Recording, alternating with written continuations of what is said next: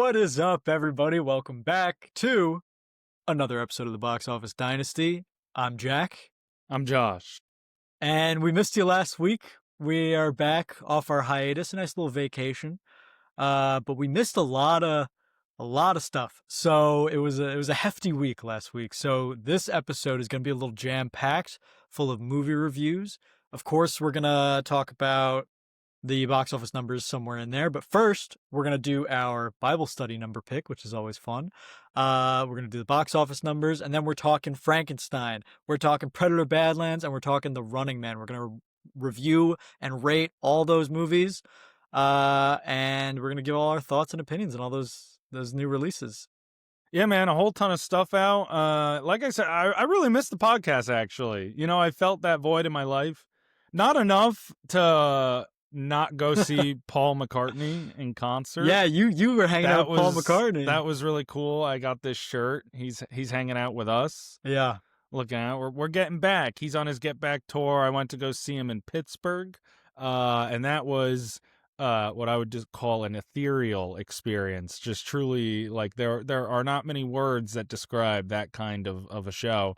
So, you know, like, if you're ever lucky enough, I mean, that was like the craziest thing I just want to say is, like, Pittsburgh is the closest that he was coming to the New Jersey, New York whole area. Which is crazy because there's so many good spots to go here, obviously.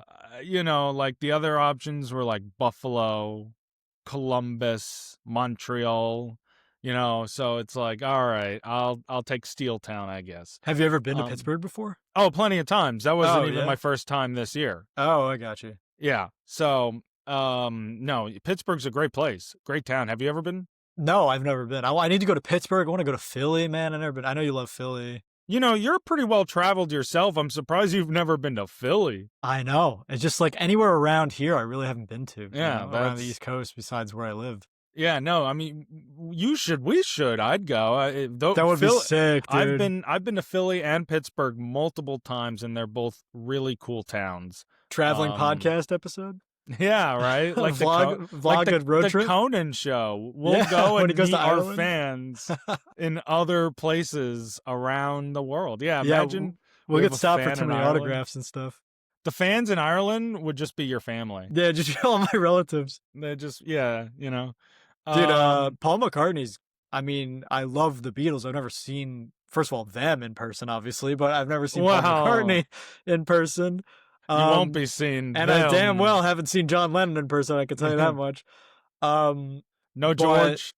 Dude, not George. But that's funny because I was watching Pirates of the Caribbean like a couple weeks ago that we talked about on the podcast. And not to spoil it, but Paul McCartney's one of those guys that he'll just randomly show up in shit, or like for some reason, like you'll never expect him anywhere. And then when he's there, it's just hilarious. Like he just shows up as a pirate in that fourth movie for like 30 seconds.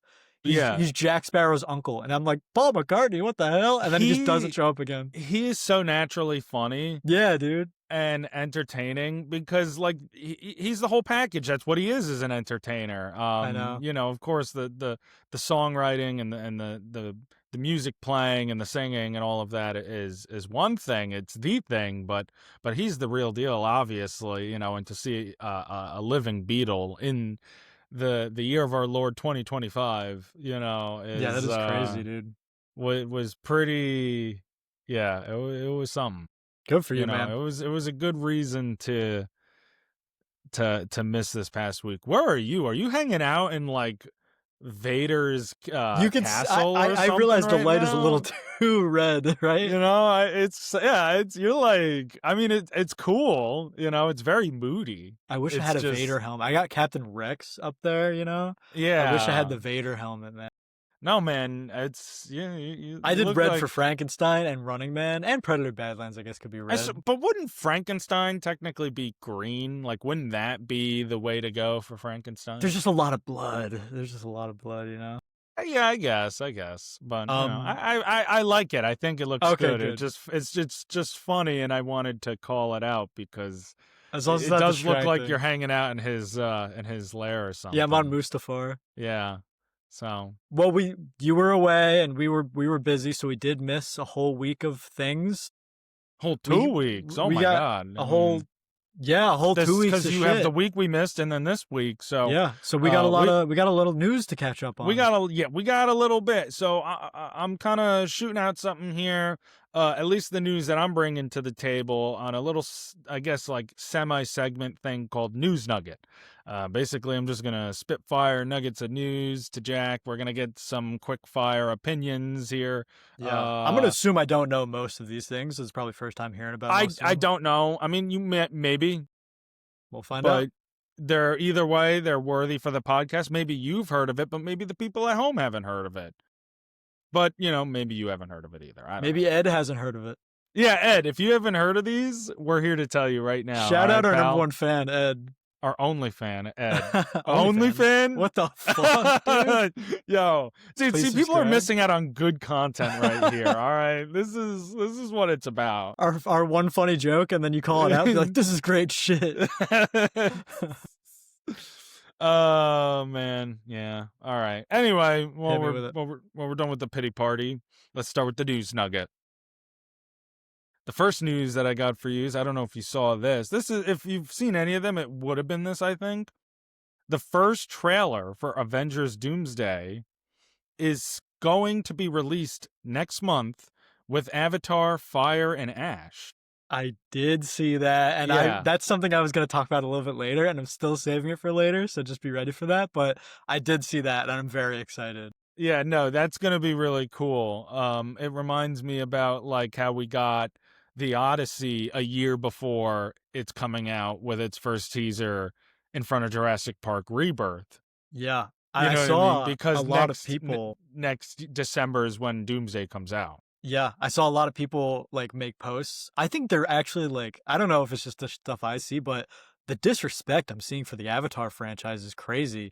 I've seen so many people that are like, me buying tickets to the Avatar movie just so I could watch the Doomsday trailer and then leave. And I've seen so many people post stuff like that. I'm like, I'm seeing this movie regardless. This movie looks awesome. Right, and then, you could say, like, oh, people said similar things about the Odyssey in front of Jurassic Park or Jurassic World Rebirth. Yeah. But, But like, that is, yeah. Like, but the thing is no one should disrespect the Jurassic Park franchise necessarily, but obviously in terms of the level of consistent quality of what James Cameron has given us for Avatar and what the third one looks like, what we can probably expect. And even to people who say they're more or less the same, even if that's somewhat the case, it's more or less the same of some incredible, top of the art level of our craft, of it's this awesome. craft, Truly, it's like meant to be seen on the biggest screen possible with the best surround sound possible.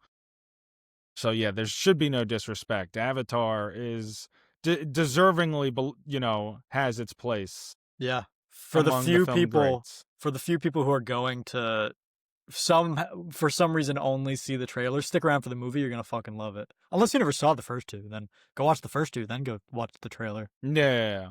Speaking of Jurassic World Rebirth, we got news that there is going to be a Jurassic World 5.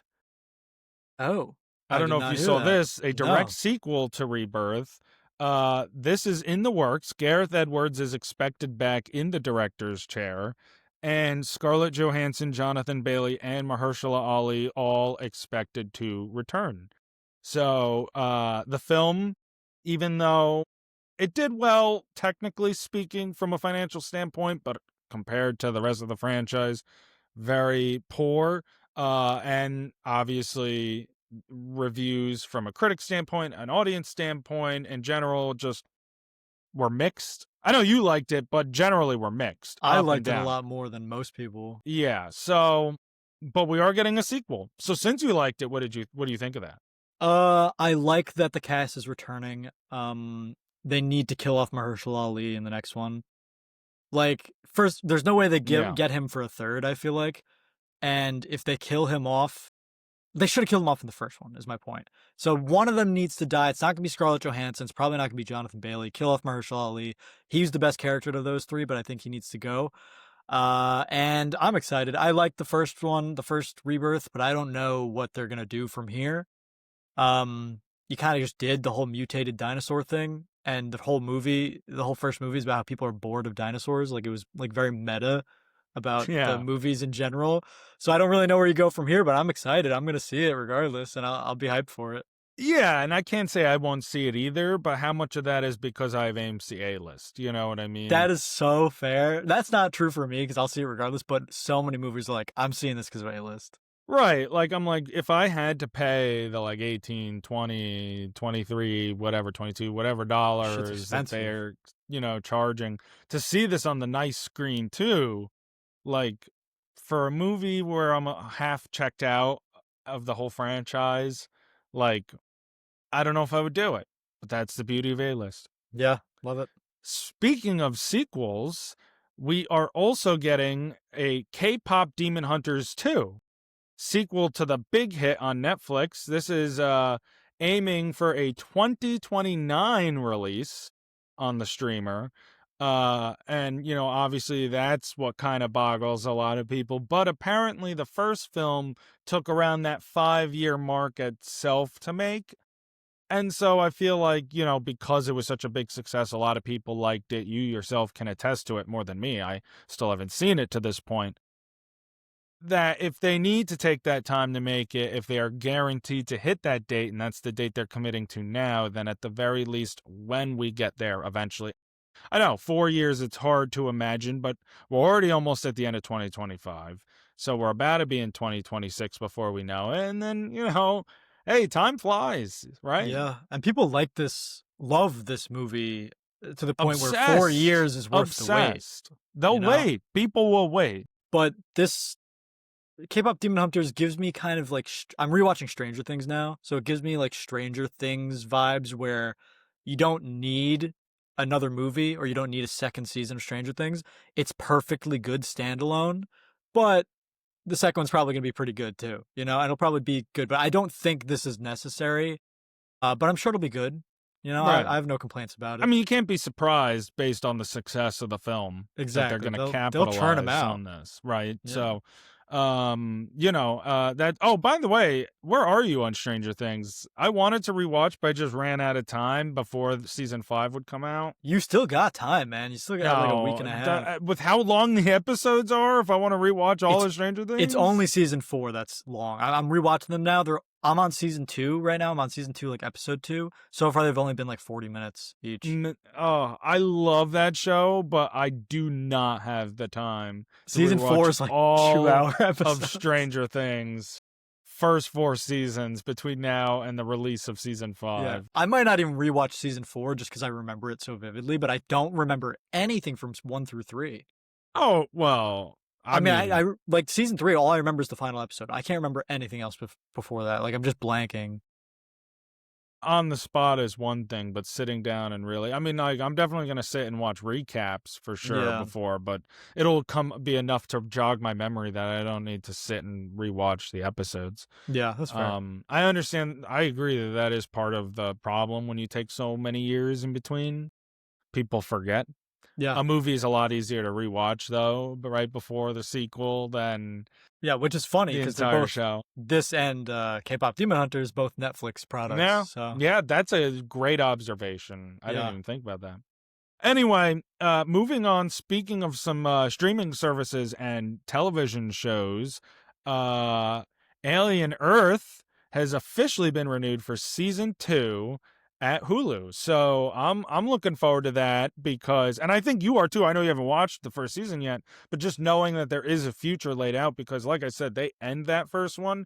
I'm surprised it even took this long to get an announcement the way season 1 ends because like the way they're going about it there, it's like they had the map out for a multi-season plan like you already. needed a second So to season. not know that you were gonna get that felt That's risky, crazy to man. leave it where it was. It was risky, but now I'm really hyped, and I think it should drive more inspiration in other people who are interested, like you, Jack, and other people out there to watch the first season now because this is going somewhere, and I think it was definitely one of the better shows to come out in this year for sure.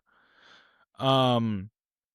Meanwhile, Peacock is canceling Poker Face after 2 seasons. Huh. Um, big news there. However, Ryan Johnson is not letting the show die. He is currently pitching a new version of it to other studios, with Peter Dinklage taking over in the titular role as Charlie Cale. Peter Dinklage taken over for Natasha Lyonne. Yeah. Natasha Lyonne is Saying exiting the franchise, and Ryan Johnson is pitching the show to other studios with Peter Dinklage. I guess not the titular role, it's just the lead role, but the in lead the lead role. role as Charlie Cale. But it would be a continuation, and like it'd just be the same character. There's no way. I don't know. I have no idea. It's like alternate universe, like reverse. It could be like I think it bending. would be like an alternate, almost like Charlie. That's I kind of have no cool. idea, but I'm interested. You know what I I don't mean? watch Like, that show, but it sounds kind of I'm cool. almost more interested now because after the first two seasons, I think the first two seasons are really good. I think it's a really fun show. Like, I think if you watched it, you'd be like, it's not like the best, but it's fun. It's a It's really really fun. popular too. Yeah, Surprised it got I mean, it's canceled. one of Peacock's most popular shows. At least I thought it was, right? Maybe I'm wrong, but I figured it was one of their most popular streaming shows. So I'm a little surprised too. But, you know, it's Ryan Johnson. He's a pretty big name in the industry. And Peter Dinklage attached. And Natasha Lyonne, I think, I think I read would still be an executive producer. And with Peter Dinklage, I mean, like, I don't know. Someone will probably pick this up. That sounds interesting, actually. It makes me like want to see it even more. Just That's to what see I'm how they saying. handle It's almost, that. yeah, I agree. It's like, as a fan, it almost is keeping me more interested now in the show than if it just kept going the way it was. That's no funny. disrespect, because I think Natasha Lyonne was great. It's just the shakeup is what makes me excited. It's rejuvenating the show. Yeah, that's interesting. And plus, gotta love Peter Dinklage. Peter Dinklage is the best. Yeah, you he's know what I goated. mean? So, last thing that I wanted to shout out in this news nugget section. Speaking of shakeups for franchises, we got some news not that long ago that the Gremlins franchise is being revived after nearly 40 years with the third film. Steven Spielberg will return as the executive producer, and Chris Columbus, who directed the first two, will be back to direct this film. And Gremlins 3 is expected back in theaters November 19th, 2027. That's cool. I mean, I don't know if I ever even saw the second one. I just watched it for the first time last year. Is it as good as the first one, or is it shit? It's pretty much the same. It's not as good as the first. The first one is definitely better. But I still enjoyed the second one. And like, this is a fun franchise. And I think the most important thing about Gremlins will be their commitment to using practical effects and puppetry over CGI and any kind of AI or any bullshit like that. That is the importance to whether Gremlins 3 will work or not, in my opinion. My favorite piece of movie trivia is that Gremlins was the first PG-13 movie because Indiana Jones and the Temple of Doom was way too gritty and way too dark and bloody to be PG, but it wasn't enough to be rated R. So people were like, "Oh shit, this movie's like scaring kids." Do you remember that movie where they're like eating monkey brains and stuff? Oh yeah. And that is not a PG movie, but it's not a rated R movie. So then Gremlins came out right after, and they're like, "This has to be PG-13 right in the middle." That's my favorite like movie trivia. Yeah, I actually don't think I even knew that. Yeah, I love that. It's Temple of Doom created Gremlins to be PG-13. Wow, look at that. You learn something new every day. It's pretty cool. I love that. No, that's awesome. I love Gremlins. It's such a fun movie. Yeah, I like the first one. I want to see the second one now before the third one comes out. No, you definitely should. So that's my news nuggets. Yeah, I had some news to talk about. I mean, I was just mentioning Stranger Things. I've been on a real big Stranger Things wave recently, just rewatching it. But something that came out a week or two ago was that we're getting an animated TV show from the Duffer Brothers called Stranger Things Tales of 85. And it features the main characters of Stranger Things, but it takes place between seasons 2 and 3. The original cast is not coming back. It's like a 3D animation. but it's also not about paranormal. It's not about monsters, but it's some sort of main characters interact with paranormal activity. So there's no release date; it's just 2026. There's no plot release besides that. There's no monsters, and it's canon to the Stranger Things world between seasons 2 and 3. What do you think about that? I mean, you want my honest opinion? Yeah, I don't like it. Like I'm not a big fan of it. me neither. Don't You care about know, it. I don't know that Stranger Things needs stuff like that. And here's the thing: I'm not surprised in the slightest that Netflix is going to milk every last bit of this. And you know what? From their perspective, they should. Yeah. But uh in terms of like a narrative standpoint, whatever, we just don't need it. Are there certain plot points in the past of the show that maybe have gotten left behind? Sure, but that happens in a lot of shows that run for long periods of time, and I just don't know. I mean, you don't have you see, the Duffer Brothers are making it, right? It's probably the last thing they're doing for Netflix, I assume, before they go to Paramount. Yeah, And probably. so what's even the point if you're not going to be able to expand for that much further beyond this? Yeah. And you don't have the original cast, and it's probably not going to be that good. I don't even know if I'm going to watch. I I think I once we see the fifth season, that's the end of Stranger Things. That's closing that chapter. It also looks like it's aimed towards kids. I mean, there's no like rating for it, like TVMA or anything like that, but it just looks. But maybe I'm just associating animation with that, which isn't fair. But I don't know. It does just look like it's aimed towards kids. Even with the title, like Tales of '85, just seems like a kids like short stories I type mean, Tales of TV the show. Jedi, Tales of the Sith. Yeah, well, those are for kids. Those are. But But I enjoy them. is it for kids or is it for family? Whereas, like, when I say family, I mean an adult can enjoy it You're too. right. It is for everybody, so that's not a fair assumption. But I don't know. It just doesn't seem like the same vibe as the show. Is what I guess what I mean. Um, and you're right. There's no questions that anyone, or at least I have, like, what was this person doing between seasons 2 and 3? What happened here between seasons 2 and 3? I don't have those questions. I don't know what they're gonna do. But I guess it could be fun. But I'm probably not gonna watch it, or at least watch it right when it comes I mean, out. we'll see the trailer, and I Yeah. think that'll give us an idea of what level of quality we're working with this animated show. Yeah. We'll see. See how things go. Um, well, so that's about it. I mean, some of the stuff that has happened while we were MIA off the air. Probably not all of it, but hey, get off our backs. Do some of the research yourself, Yeah. folks. Google it, guys. Yeah, you got two thumbs and maybe a brain, hopefully, My because God, you we're just listen to insulting us. all our viewers. Oh, our viewer is Ed, and Ed has a brain. Ed, you fucking dumbass. Go Google it. Why are you listening to us? Bro, why do we have to tell you about Godzilla minus one's sequel? You don't know about that? You love Godzilla. He texted, he's like, where's the next episode of the podcast? And he like listens to it. Now we're just fucking roasting him the whole episode. Fuck Stop you, Ed. listening to us. Turn the shit off. Turn this off. We need a reason to cancel. And No, everyone I'm who's kidding, not Ed is just watching in confusion, but that's okay. Yeah, no. Well, we'll try and get back on track for those people. Yeah, we got maybe you one guys. day. We're gonna pick a Bible study film. That's Yeah, what we we're are. gonna do. Jack, why don't you help us out? This is your turn with it, anyhow. Yes, sir. So we have this beautiful big old book of movies. It's the New York Times Essential 1000 Movies to See.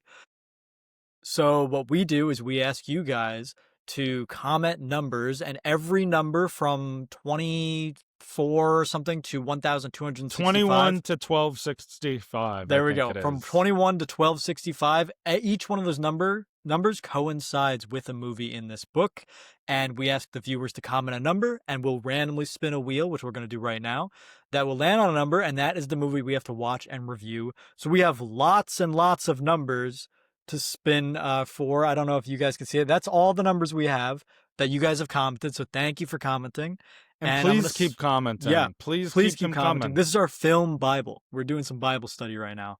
So I'm spinning the wheel, and the winning number is 148. We are watching. What the fuck? We are watching Bob and Carol and Ted and Alice. Yeah, we are. You've never heard of this? I've never heard of this in my life. I don't know any of those It's on my people. watch list. I've never seen it before. It's a 1969 film starring the great late Natalie Wood and our buddy Elliot Gould, Oh, I Elliot love him. Gould, among others. And so I'll give you the description of it.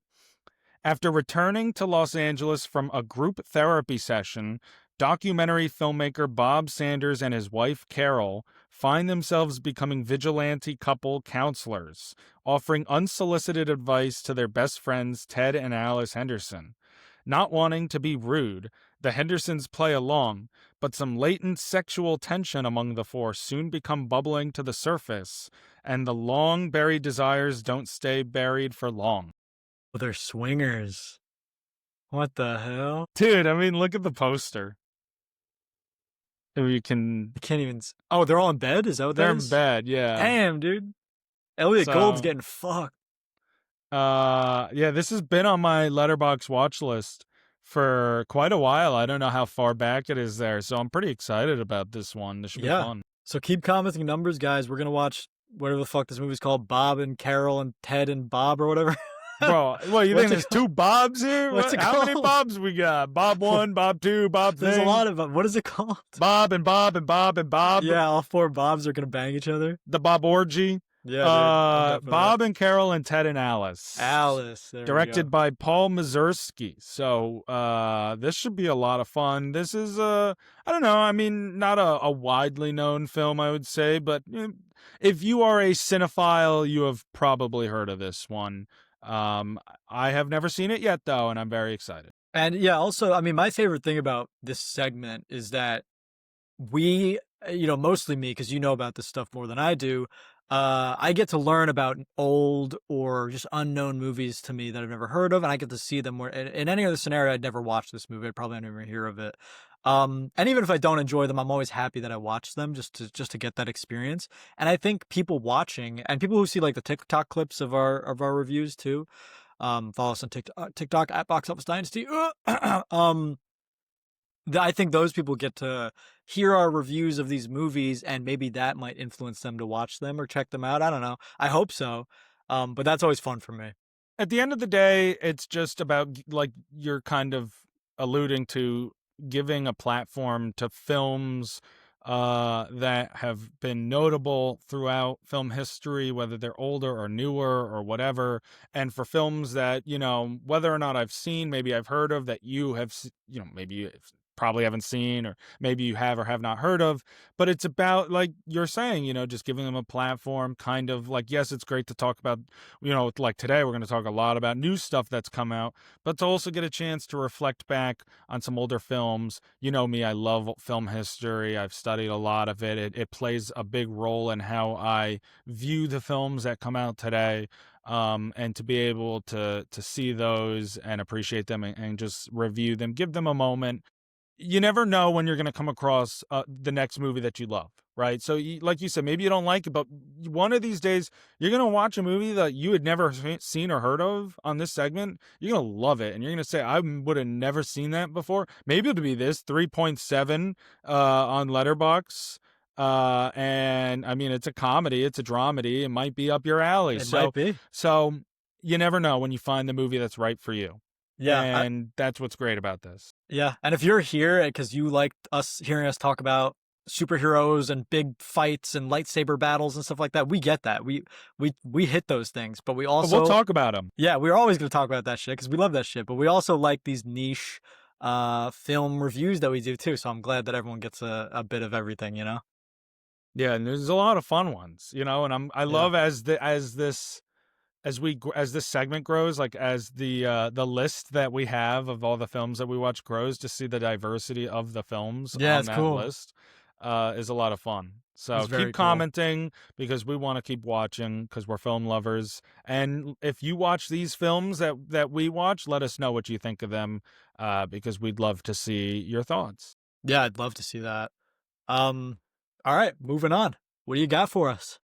I got some box office numbers, folks. You Get your got some box box? office numbers. I got some box office numbers to munch, dude. Oh, okay, Muncher. Yeah, it's we're gonna munch down. So we're gonna go right to the latest weekend here that we have as we approach some the a big holiday month here, Thanksgiving and Christmas. We start to get these big releases, and that's exactly what we are seeing here. So we have our box office numbers, folks, for the weekend of November 14th through the 16th, 2025. In fifth place, in its fifth weekend of release, making $2.6 million more dollars, is Black Phone 2. Okay, all right. Probably the last we're going to hear of this one in the top Yeah, five, but the fact that it's still here, pretty cool. a little surprising. Yeah. In fourth place, in its fourth weekend, making $4 million more dollars, is the film that everyone is probably regretting You. Except not the folks that spent $4 million more dollars on it. I guess they're not regretting it, They but love it. might just be Mason Thames at that point. Um, in third place, in its second weekend of release, making $13 million, we're gonna pause and talk here for a minute about it, is Predator: Badlands. This is really cool. So, a little thing here. Predator: Badlands, yes, it earns $13 million in its second weekend, but in its first weekend, Jack, Predator: Badlands opened to the top of the box office with over $40 million domestic. It had $15.6 million on its opening day, which is the biggest opening day ever for a Predator film. And it also had the biggest opening worldwide for a Predator film, making $80 million in its first total weekend. Currently, it sits at $136 million globally, the third largest box office behind Alien vs. Predator and The Predator. But even with more competition to come, it will likely inch closer to being the number one grossing Predator film in the franchise. That's awesome. We love that. Huge film, Yeah, it's you huge and know. it's very unique. So I like this this different take on this movie being recognized. The only thing that would concern me for that film about reaching that number of like number one in the Predator franchise is it had a 67.5% drop between opening weekend and the second. Yeah, the And 13 million. this is going to be the running theme throughout the rest of this top three about their ability to continue to rake in the big bucks is that Wicked comes out next week. Yeah, I don't think anyone's going to the movie theater next week that's not seeing Wicked. Right. So, Predator: Badlands, I mean, still an impressive $136 million. Dan Trachtenberg clearly has the faith of the audience and the studio. The financial success is there, the critical success is there so far, and we're definitely going to be seeing more. That's what I'm seeing here. In second place, in its opening weekend of release, making $17 million domestically, is The Running Man, starring Glenn Powell, which we're going to talk about like Predator later in this episode. The Running Man earned $28.2 million worldwide in its opening weekend off of a $110 million budget. That is the largest budget of Edgar Wright's entire career, actually. Huh. So I was doing some research about this one, Jack. Because I thought that this was an interesting box office race this week. If you adjust for inflation, because like I was seeing a lot of people, by the way, online saying that this opening weekend for The Running Man financially is a good one. And I don't know where I fall on that in that like spectrum yet, Okay. because it's not bad, but in relation to its budget, like I said, so if you adjust for inflation, the original Running Man, starring Arnold Schwarzenegger, opened to a $23.2 million domestic opening, if you, like I said, adjust for today's value, and Wright's is just $17 million. Baby Driver, something else in his, another success of his career, opened to 20.5 million back in the summer of 2017, finished with approximately 227 million worldwide. But I think you're going to see The Running Man flame out very fast. And so I don't know. I don't know how I feel about its odds of it being a huge success. Can it make back its budget? Maybe. But it's going to struggle for two very big reasons. This is the Wicked effect. That's the one. Yeah.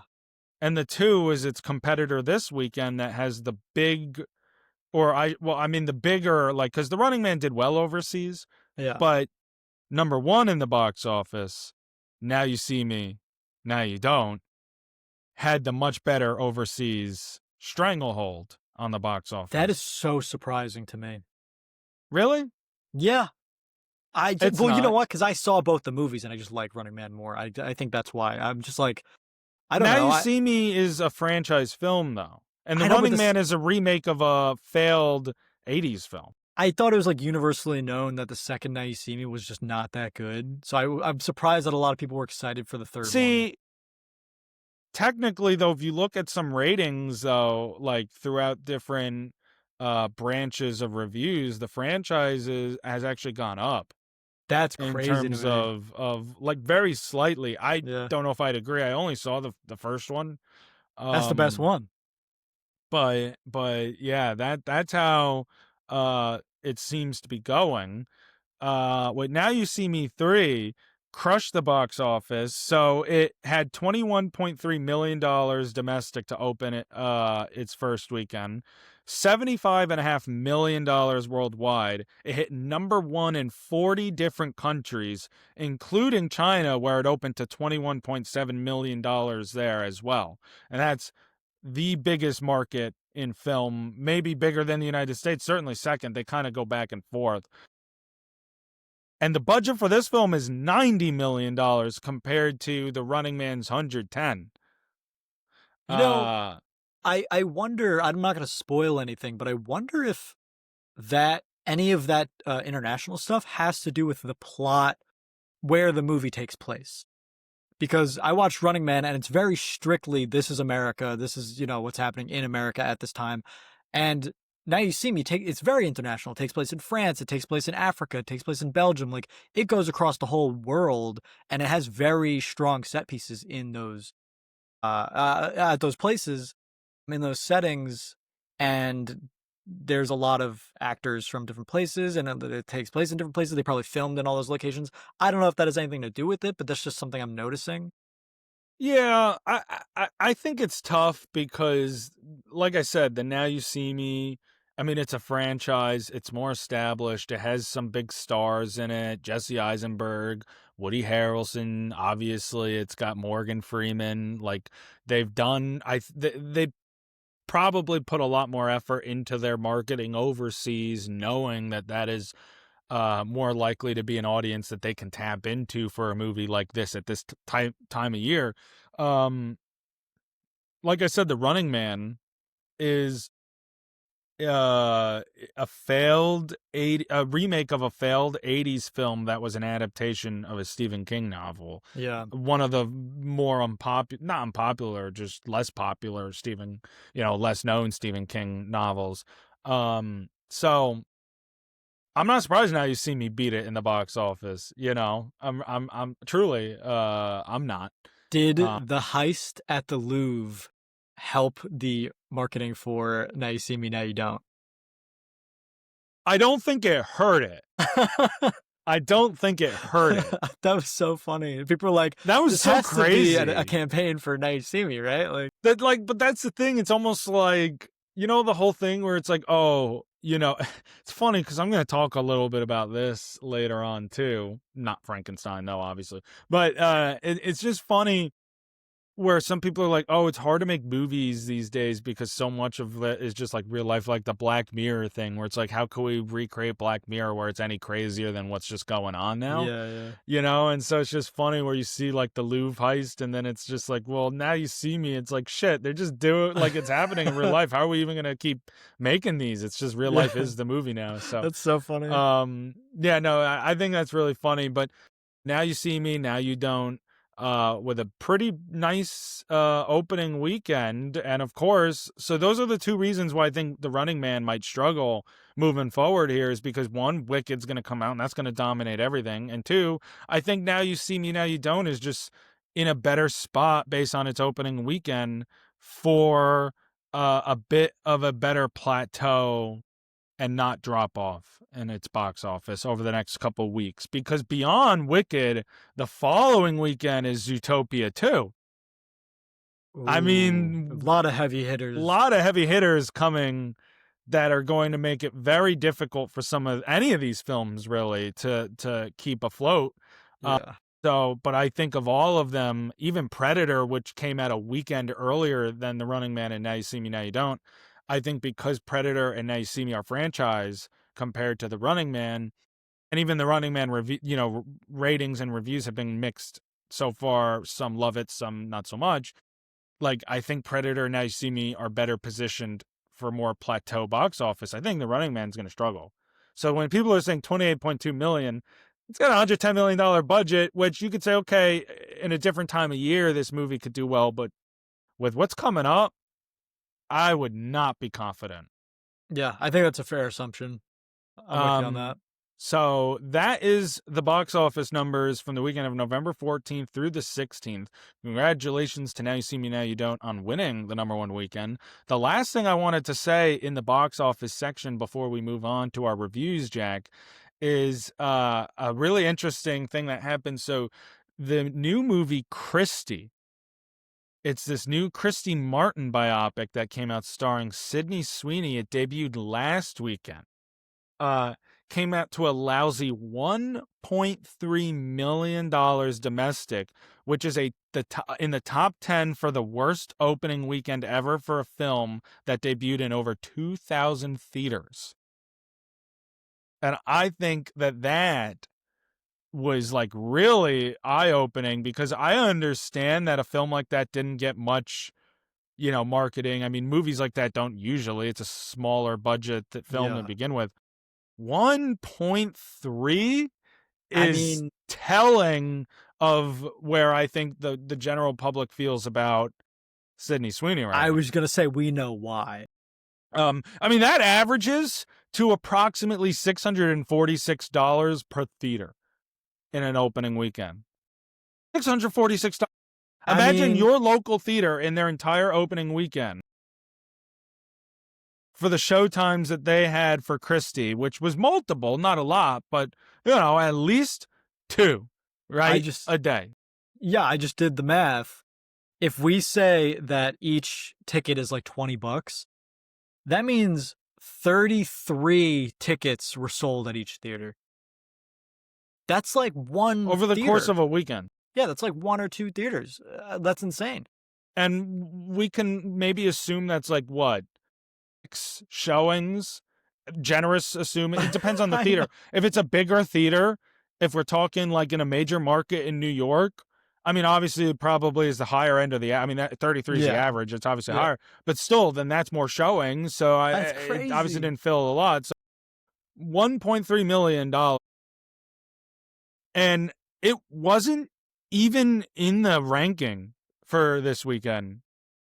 It's Scrolled in as like the far as negatives. I scrolled as far as I could go down the ranking to number 33, a movie called Peacock that made $932 this weekend, and I couldn't find Christie. I mean, it's the boycott. It's the Sweeney boycott that's happening right now. Definitely was interesting.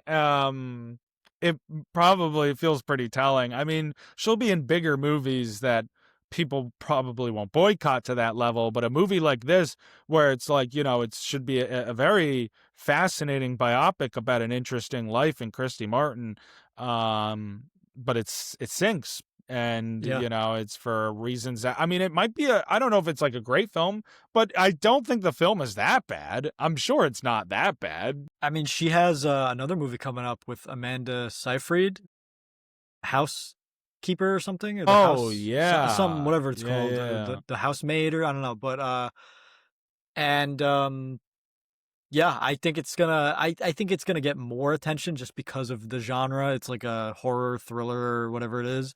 But I think it's not gonna do well. And I have another name next to her because there wasn't really another name in Christie, Yeah, name so to right. speak. You So got other people to root for. I mean, it's the guy who everyone wants to play Batman is in that too. yeah. Brendan Sklenar or whatever. Um, yeah, I think that's gonna get the Sweeney effect. The Wicked effect and the Sweeney effect is what we're seeing these days. I looked it up for shits and gigs. The worst ever was a movie called The Oogie Loves in the Big Balloon Adventure. That's some shit you would watch, bro. Nah, man, that's some shit that the guy who likes Gabby's Dollhouse would watch. Dude, that's some shit you would watch. Be like, wait, you've never seen the Oogie Loves? Bro, the Oogie Loves in the Big Balloon Adventure. This is what I mean when money doesn't dictate quality. Because the Oogie Loves in the Big Balloon Adventure fucking slaps. Rocks. Best That should be movie. number It's one, in my bro. Letterbox top 4. Dude, speaking of Letterbox tops, Imagine bro. being on the like a red carpet and Letterbox is like, Yeah. Jack, Josh, what's your top Letterbox top 4? I'm like, oh gosh, all right, down, let's see, Avatar. You're like, oh man, Gone with the Wind, and I guess it'd have to be the Oogie Loves in the Big Balloon Adventure. It's how could I for like that's duh. There's got to be some celebrity that just wants to be interviewed by Letterbox so bad just so they control their top four. Because there's always those celebrities that are like, oh, I'm just going to be general. Cars 2. And it's like, all right, shut up. Like, whatever. But, there's got to be someone who just messes with them. That'd be so funny. Man, yeah, that's so good. So anyway, that's the box office. That's all the stuff that we had missed. Yeah, we're getting into some movies now. We're going to start with our ratings and reviews of Frankenstein. Oh Um, yes, yeah. Do you want to go or do you want me to go? you can go. All right. I give Frankenstein, Guillermo del Toro's Frankenstein, a solid 9.5. Jacob Elordi is still kind of hot as Frankenstein's out of 10. um, I give this movie a pretty round. I get like 9.8. Guillermo del Toro. Why the fuck was this on Netflix? This is out of 10. This movie was awesome, man. This was great. I mean, like, I saw something that Guillermo del Toro said where it was like every shot is a painting, and that is so sick. What a cool way to like be making a movie.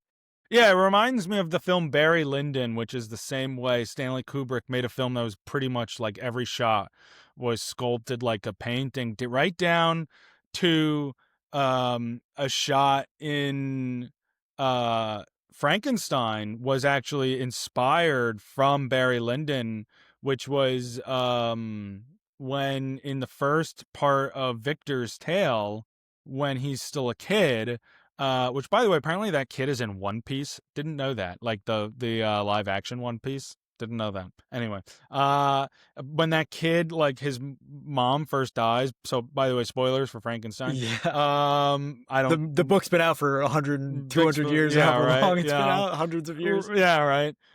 Since like 18 fucking whenever Mary Shelley Yeah. wrote it. So, but the shot when he's like going in, and remember he was like, leave now. He wanted to be alone. He was crying. He was grieving. Yeah, You yeah. see him, you see that like wide shot with the couch and like that painting on the wall when he runs in and lays down on the couch when the guards are leaving. That's taken, that was taken from Barry Lyndon. And so I thought that was really interesting just to see that kind of inspiration for what you're talking about. Like it's almost art. It's literally like art like, you know, Yeah. it's very painted almost, very crafted each shot. He's the king of monsters. He does it again. I think delivering, this is, in my opinion, his magnum opus. This is his best film. Guillermo del Toro. Benicio. Dude, I always mix them up. Hey Guillermo yo. del Toro. Yeah, yes. I think Yeah. this is Guillermo del Toro's best film. I mean, this was awesome. It was like It's a long movie. It's like 2.5 hours, but it does So not what? feel like that at all. So what? Even if it did feel 2.5 hours, it's about how you make the 2.5 hours feel, in Right. my Well, some opinion. movies are 2.5 hours. They feel like they're 3 hours. Like I don't want to sit there for 3 hours, but like if it's Well, good, you don't but feel if it it's a great dragging. 3 hour movie, you don't care that if it feels like it's a great 3 hours, it doesn't even matter. Time flies when you're having fun, man. Hey, I agree.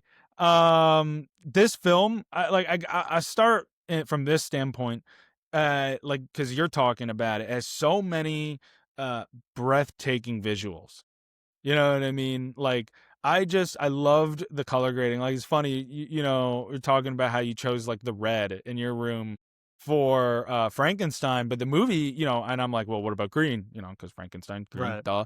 But like the movie uses so much different greens with its color shading, and just like it was beautiful, and it Yeah, it was. mixed that with the set production. So you have these great visuals, you have this great kind of color grading and editing that the whole team is doing, led by the vision of Guillermo del Toro, and you mix in these just really gothic, awesome, large, sets that you have these characters in. Like this, even in the scene where they're in the dining room, I'm just looking around, I'm looking at the table, the attention to the detail. It is absolutely ridiculous. It's gorgeous. I love it.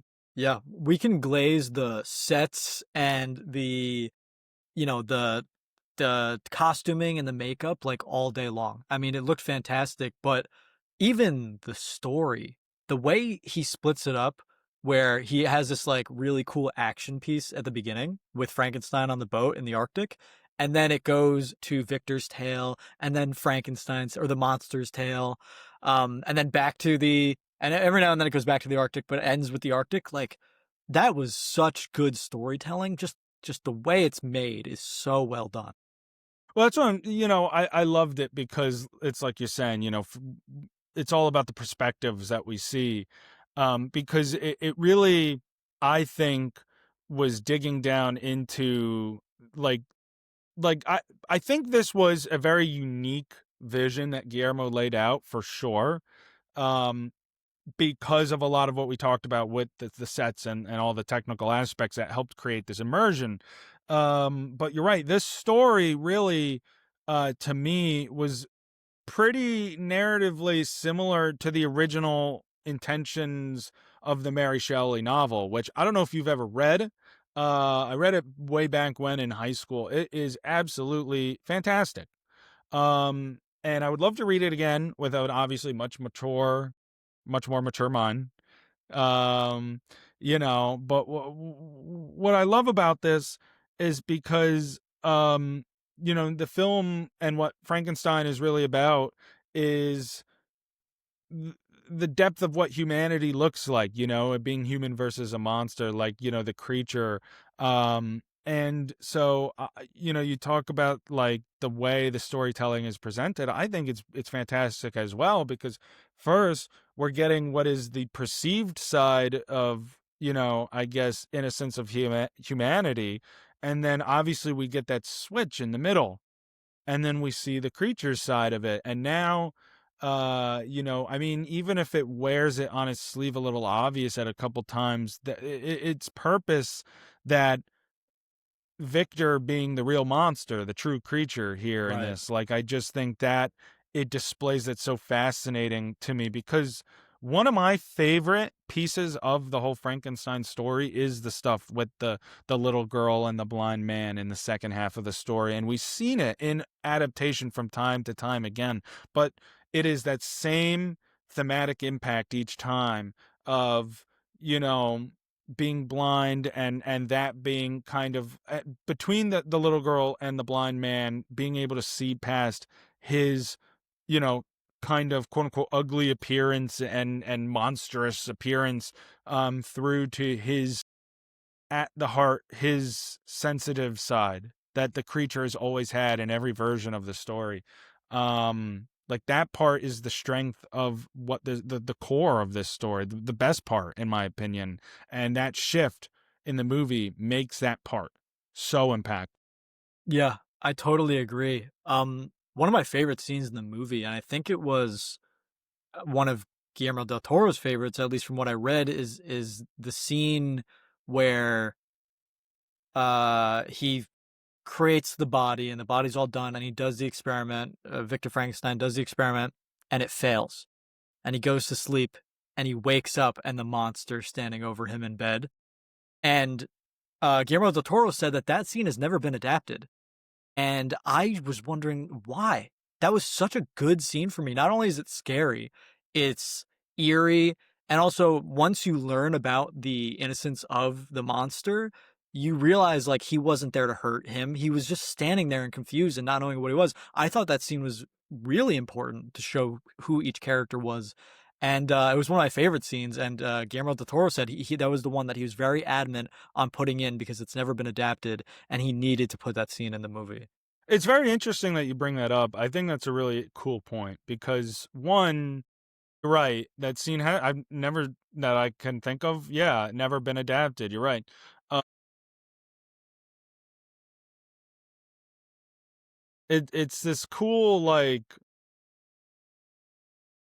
I had my thought about it and I lost my train of thought. Oh man. Well, it shows the innocence of him because you think at first it's scary because you're like, oh shit, the monster's there because you're seeing it from Victor's perspective. But once you see the movie, you realize he wasn't scary. He was just standing there.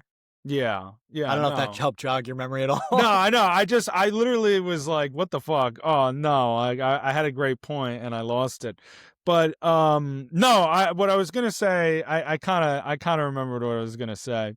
Was that scene was really cool because I think it kind of started down this path as well of where the film does like where it differentiates a bit from the novel by taking a scene from like that from the novel. Oh, the other thing too that I was going to mention actually is one thing that isn't in this movie is because he fails, or he thinks he fails, right?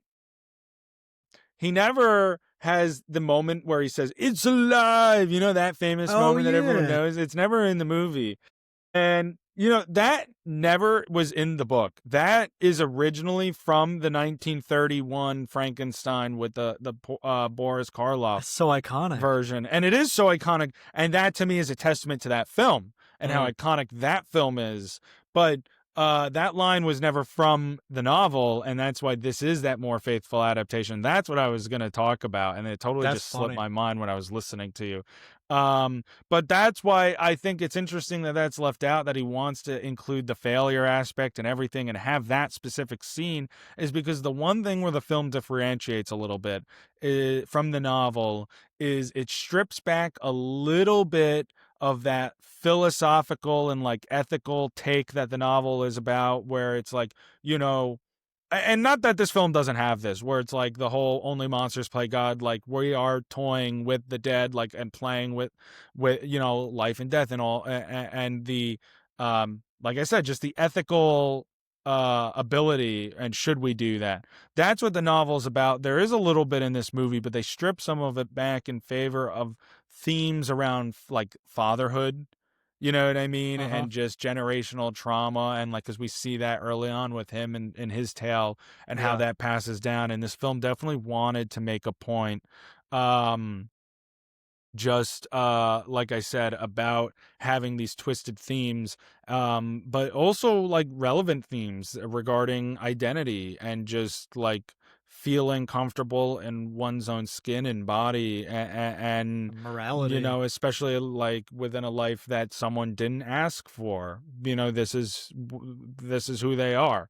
And so I think even though they strip back on some of those philosophical dilemmas, it left that space. It all works the same, and I think it was a very interesting path for Guillermo to take thematically.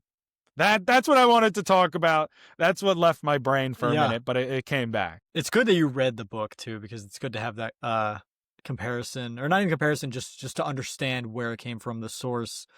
Um, but so the reason I'm at a 9.5, this might make sense or it might be my dumbest argument ever. So be ready, okay? Because you're not gonna like it either way.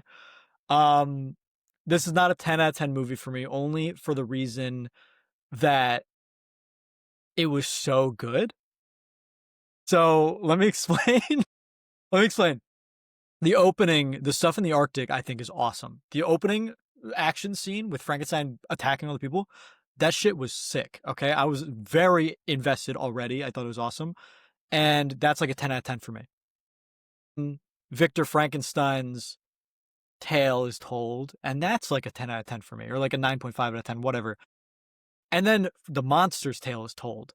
And that is so good that I think it very strongly outshines Victor's tale. And I think Victor's tale is great, but I don't think it. Oh, I okay, keep think going. that 10 out of 10 monster's tale makes Victor's tale look like an 8.5 or a 9, which makes the movie a 9.5 to me. Just because like if I'm rewatching this movie, I'm not gonna care about the shit with his mom or his dad or when he's a kid or up until Frankenstein is really there, and then it's interesting. But I don't know.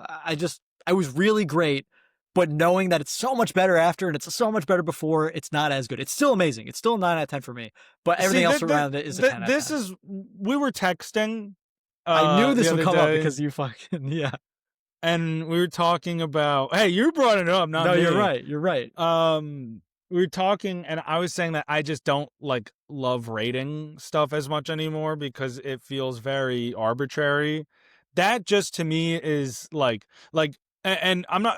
Let me give a good example of me doing this, just so it doesn't feel like I'm like, because I'm trying to say like I've moved. When I first watched the movie Heat, which I fucking love, that movie's awesome, dude. Okay. When I first watched the movie Heat, I was like that where I remember being like, oh man. So I gave the movie a 9 because I was like, the first half was like an 8 out of 10. And I remember my thought process about it. I was like, the first half is an 8 out of 10. It was like this. And I was like, it was actually exactly like you with this. And I was like, the second half is a 10 out of 10. I was like, it's so good. So I was like, together, it makes a 9 out of 10. That's I was yeah. like, this is, you know what I mean? Like, I did that too. And now, I don't know if I might just give Heat a 10 out of 10 on a rewatch. That was a few years ago.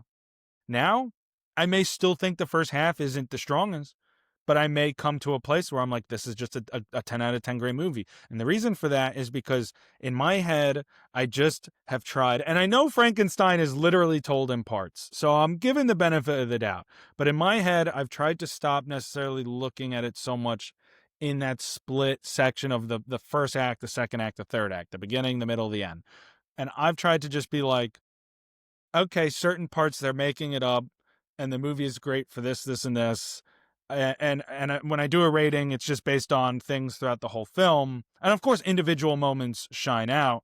But it's just I think I'm just picking at the actual calculating at certain moments. Like I I know you just don't don't like think that. I just don't think like that's it's just a personal thing at this point where it's like like I don't know that I can say Victor's tale was this out of 10 and the creature's tale was this out of 10. Maybe one is a little more enjoyable than the other, and they make this kind of like I just don't think that one being more enjoyable than the other takes away from how good or bad the other one is. Like I wouldn't take away less from like It I don't doesn't know. it doesn't I take away. understand your side because I've been there, and that's why I'm saying because like the Heat example. I just think it's become so arbitrary to me now to put numbers to every little parts of movies. I'd rather just experience the film as this whole entity as it's meant to be and dissect it throughout afterwards. I get that. It's not like it takes it away for me. It's more like a realization of it could have been better. You know what I mean? Like when I was watching Victor's Tale, I was like, holy shit, this is perfect. And then I watched The Monster's Tale and I was like, wait, this is so much better. And now I'm realizing that Victor's Tale wasn't as entertaining as this, which means it could have been, but it's just not. But that's the thing, though. But look at it this way: would the creature's tale be as entertaining as it is without Victor's tale being what it is? Like, I No, think you're you have to right. look That's a at good it that point. way. Like, it is, we're building, like, from a narrative standpoint, we're building up to that part of the story where we wouldn't be able to, like, I think what part, like, this is what I was talking about with the relationship with the blind man and the little girl and everything like that with the story. Because, I mean, obviously, not even taken away from all the other aspects of the film that are great, but I think what makes it so great, not just apart from Guillermo's fantastic work and the great acting and everything, but what makes this part of the story the best part of the story and work the best when done like this is because now we can finally understand the creature's perspective, having that context from earlier that we had delivered to us the way it was. And sure, if there are some things about the way Guillermo made that you think could have been better, that's one thing. And I'm sure, but to me, in my opinion, I just am not where I do think it's better, but only because we had to get to that point of it being like, it wouldn't be better without the before. That's what Whole makes it better. I'm just now realizing, and I don't know if this is me reading into it too much, but the way the movie is structured, it's a bunch of parts, different parts making up a whole, like Frankenstein's monster. That's something, right? That's got to be something. I guess. It's Yeah, a bunch of different I'll throw you the entities making bone. up one whole thing. I And mean, that's and what you're saying is judge the product as a whole and not individually. well, I'll Like give you that. that's the Hey, moral of the yeah. story. I think so. I mean, you know what? That dude, we just came there. Let's fucking go. We No, got there. I like that. I like that. I mean, that is actually another interesting analysis of it, another, like, perspective of the story and the makeup of it, and how Frankenstein, like, is it the only movie to utilize chapters and parts? No, but the fact that it utilizes it and how it utilizes Yeah, it, that's what. that I think is an interesting observation. I'm like, all jokes aside, like, I actually think that Yeah, is a pretty interesting you observation. got me So, there. no, I just think that, like I said, this is a story that's all about, like, the monsters within us, and the darkness in the world, this delicate balance between life and death. And I just think that this movie really, um, just capitalizes on all the best parts of the Frankenstein story, and it has that Guillermo flair and his just, like, it felt very, stylistically, Pan's Labyrinth and The Shape of Water, like, watching this movie. Those were, like, a lot of, in terms of his previous works, like, what I was getting out of this. Um and so it was, I think, great. I mean, Oscar Isaac is great in this movie. I think, truly one of my favorites of the year. Jacob Elordi. Here's the great, do you know he wasn't originally supposed to be the creature? No, who was he It supposed was to be? no, like, the Oh, he wasn't supposed to be creature, in the movie at all. yeah. The Who? creature was originally going to be Andrew Garfield, Huh? and then I he had could to drop out for, like, scheduling I could reasons. see it, but I think Jacob Elordi really gets that voice down too that Andrew Garfield wouldn't be able to get. This is how I feel about it. Andrew Garfield is a remarkable talent as well, and I'm sure he would have been great in the role, but I just can't see him having that presence that Yeah, the creature needs, that Elordi was able to bring to the table. the And I've height, been the surprised build, before. Yeah, I mean, that's part of it. the So, physicality he brings to the role is I crazy. mean, I'm not saying that he couldn't have done it. Certainly it surprised me before. I remember I didn't think he could sing like he did when I saw Tic Tac Boom. I was like, holy shit, you know? So, I mean, I'm just saying, but Lordy was great. Obviously, our boy Christoph Waltz, love him. He's always the Um, best. Mia Goth, though, I think was one of the most underrated parts. I love the humanity that she brings. I think the fact that she plays the dual role of the mother and the lover later on, Elizabeth later on, like, is so important for kind of portraying that Freudian I didn't even know aspect that. of the story. I didn't even recognize her as the mother. Yeah, she was the mother. Did you catch that immediately, or did you know it I knew it going in? before the movie. I didn't know it beforehand. I really did not recognize her. I didn't recognize her, but I knew it was her. I got she's getting a Um, lot of recognition these days, which is good. She's gonna be in the Odyssey, so good for her. yeah, that's gonna be exciting. I'm so cool. I think it's so cool that she is gonna be in the Odyssey, man. What and based on our last conversation, you might not have an answer, but why is this movie not a 10 out of 10 for you? I mean, honestly, it's kind of goes to the release of it.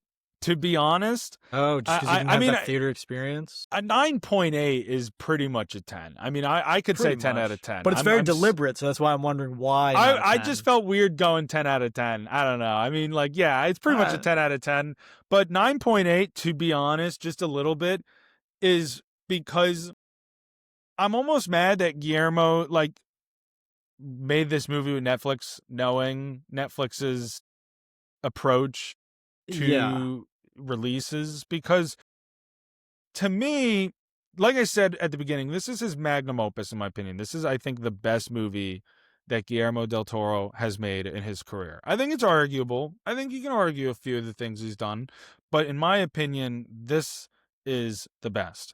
And so it feels like when he made it, you're watching it. You even talk about the beginning with the Arctic scene. This was meant to be on the biggest screen possible. 100%.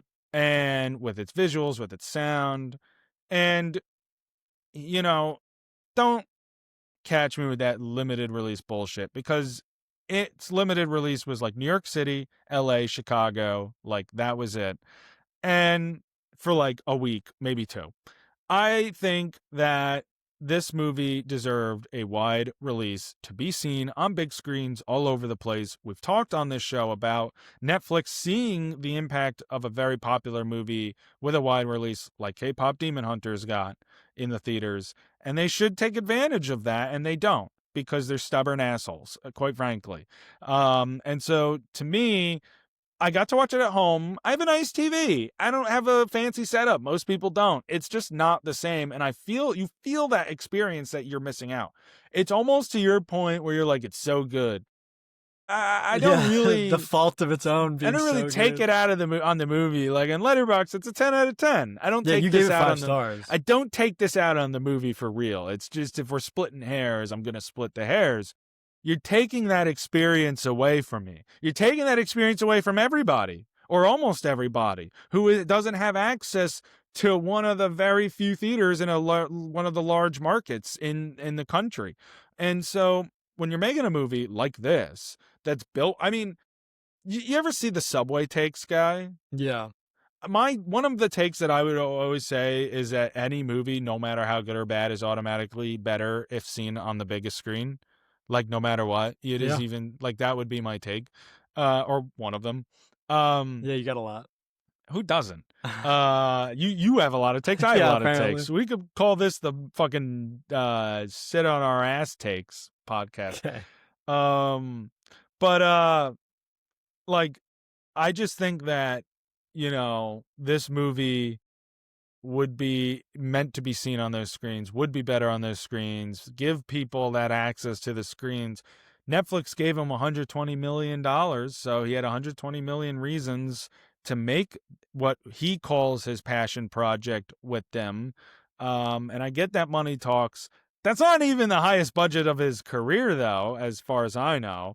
And so I'm like, come on, man. Like this, it Yeah. just feels like we are missing that. Like, It we were feels like right we're there. We were robbed. It right feels like we're there. robbed. We're being Yeah. robbed of it. Like, you have this incredible movie and you're just not giving us the big screen experience that we deserve, that it deserves. You put all this work into this movie. But that really is my only problem with it. I mean, other things that I love about this movie that we haven't even gotten to is, like, I mean, dude, the costumes, the makeup. I think the makeup and hairstyling could be the Oscar winner this year. I agree. I really think We'll it have could to take see that how Oscar. Wicked comes out, but Yeah, but Wicked didn't win makeup and hairstyle. I think The Substance won that. uh Wicked won costumes, I Wicked won think, costumes. Yeah, you're right. and I think The Substance won makeup and I think you're right. hairstyling. Yeah. Because Eliza Sue, I mean, that was remarkable what they did with that. So, I mean, with The Creature and the work that they put in there and how great it looked, I'd be surprised if they don't. Yeah. But we'll see. We'll see, of It's course. very hard to find anything wrong with this movie. It Like is. even our takes are like this movie's too good. Like come on, like I love it because the film just has that moody 19th century gothic it was atmosphere that we fucking need. It's awesome. very fitting. It was very awesome. He is known, like I said, as the king of monsters for a reason. Guillermo del Toro is, and I think this movie not only certifies that but cements that as his legacy Yeah, as a filmmaker. And like we both have it as our second favorite of the year on our list. we loved Frankenstein. Like if you have Netflix, which I'm assuming most people do, I don't know if that's fair, but I'm assuming most people do. Watch In this Frankenstein. economy, I don't blame them if they don't. Well, get the free 7-day Netflix or whatever it is, and watch Frankenstein, man. Just take a night and watch it. That shit was so good. Yeah, Even if it's you can't a see it in theaters anymore, oh but yeah, no, it's a fantastic movie. watch it at home.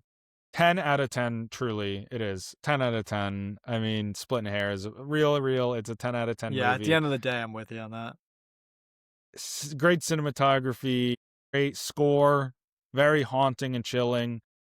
Just a beautiful movie. Beautiful, tragic, truly the adaptation of an age-old classic tale that the modern New Day audience deserves. The Box Office Dynasty highly recommends you see it. Damn right. But that's not the only movie that came out. There was another movie that came out a couple of weeks ago, Predator Badlands, man. Yeah, Predator Badlands. So here are our ratings and reviews for Predator Badlands. You want to take it away this time? Oh man, wait, I'm switching gears now. I'm gonna give it a very strong 8.5 Dan Trachtenbergs out of 10. Just because this is basically his franchise now. Oh, 100%. Yeah, I give it 8 Kalisks out of 10. I couldn't remember the name of it. Yeah, Callus. I think that's what Yeah. it's called. No, I think you're Um, right. have you've only seen Prey, right? You've never seen I did not Killer of watch Killers? Killer of Killers. I want to soon. I might. So this is Um, my third favorite out of the 3 Dan Trachtenberg movies. I really like Killer of Killers the most, then Prey, then this one, but this one's still awesome. I mean, to have my least favorite of his 3 movies be an 8 out of 10 is fantastic. yeah. I love what he's done with this franchise. I think it's cool because he has taken a franchise that had established rules and this and what, and he's kind of just spun it on its head and said, Yeah, now we're dude. we're gonna have fun with this and we're gonna just deliver some really cool Predator stories. You look at Prey, and I mean, originally, with Prey, you have what is it, like 17th century, 18th I think it's century 18th century. 18th century what are they, the Comanche warriors, Kamash, yeah. and you put the Predator on Earth, like in this really cool tribal story with So a good. female lead, Amber Midthunder, who's great in that Crazy cool role. name too. Yeah, she does have an awesome name. And then obviously Predator Killer of Killers, which is an anthology story seeing Predator in different times, Yeah, animated. animated. And now you have Predator Badlands taking on, showing that the Predator can not only be the protagonist of the film, but the hero of the film. And I think it's really cool to see that. And so, people say, oh, the Predator talks in this one and this and that. Yeah, well, we get some lore, we get some story. The stuff with his brother at the beginning, in my opinion, was the Yeah. best scene in the movie. I Like, I mean, remember the stuff, with his brother and the betrayal with his dad, where his brother's protecting him. Like, I remember I'm sitting there thinking, like, holy shit, like, this that movie was is one of my favorite like it was parts. like that's what I'm saying. I'm sitting there like, oh man, we're in for a ride. And while the rest of the movie maybe didn't hit that same height for me, it still was really fun. And I just was like, wow, like this is a really cool change of pace. Yeah, the beginning was awesome. Did people really complain about the Predator talking? I mean, they're shown to be very intelligent creatures in every single movie, you know? Yeah, Like yes, obviously they but can communicate. Like I know, I don't understand. Yeah, I this have stupid seen complaint. some complaints that the people were I like, the mean, Predator shouldn't talk. they got like We've never crazy seen him talk. technology. They got skills, but Yeah, they're this like is, years ahead of our time. yeah, spoilers for Predator Badlands, but this is, I mean, as far as I've only seen 3 movies, but as far as I know of all the other movies, this is the first time the Predator actually wins. You know? I mean, the Predator gets his ass kicked by every human in every movie. Yeah, I've you never seen know, Alien versus Predator. I don't know if the Alien wins or the Predator wins, but it's cool seeing the Predator actually do like be successful.